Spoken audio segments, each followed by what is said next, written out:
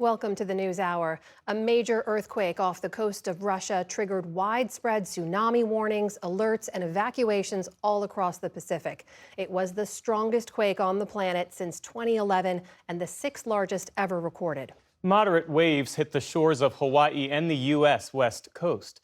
In South America, clear across the Pacific from where the quake happened, several countries and island territories remain on alert tonight. But so far, most of the damage has been minor and without serious injuries. Stephanie Tsai leads our coverage. In far eastern Russia, one of the largest earthquakes in recorded history rattled homes and businesses. The 8.8 magnitude quake toppled parts of buildings, like the facade of this kindergarten. And thousands of miles from the epicenter, residents of Hawaii swarmed inland as tsunami alerts went off. Officials issued warnings to stay vigilant. So please take this very seriously and don't go down to the beach. Don't be looking at waves. Get yourself as high as you possibly can. In Japan, this aerial view of the eastern coast shows the menacing approach of the ocean.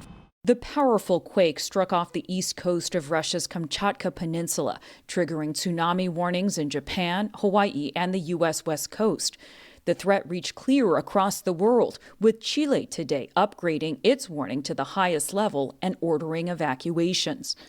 In Russia, video showed the tremors hitting during surgery at an area hospital, doctors and nurses bracing to hold the patient steady.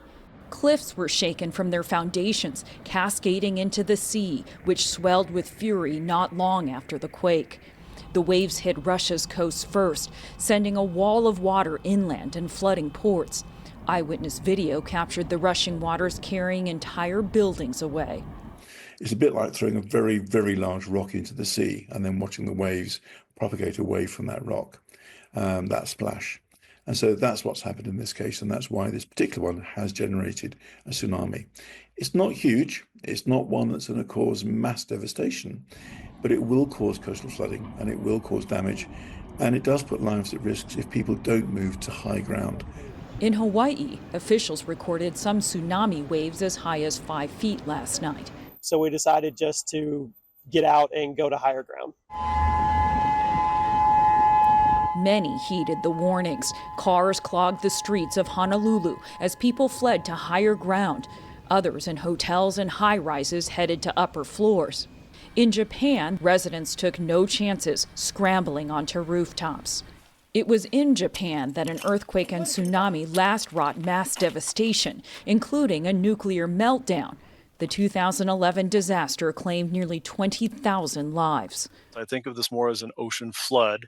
Storm surge would be another way to think about this with a hurricane or a tropical event. Scientists who specialize in earthquakes and tsunamis, like Dave Snyder of the National Tsunami Warning Center, say that all precautions are warranted, since the impacts of a tsunami can last for even more than a day. The most important thing to understand about tsunami is this is not a surf wave, it's not a wind wave.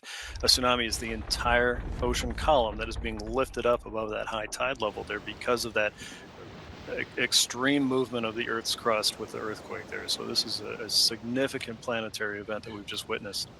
On U.S. coastlines, tsunami warnings had been lifted or downgraded by this morning, with no major damage reported so far. But much of the Pacific remains on alert tonight, as concern about the threat of significant aftershocks and reverberations in the sea remain. For the PBS NewsHour, I'm Stephanie Tsai.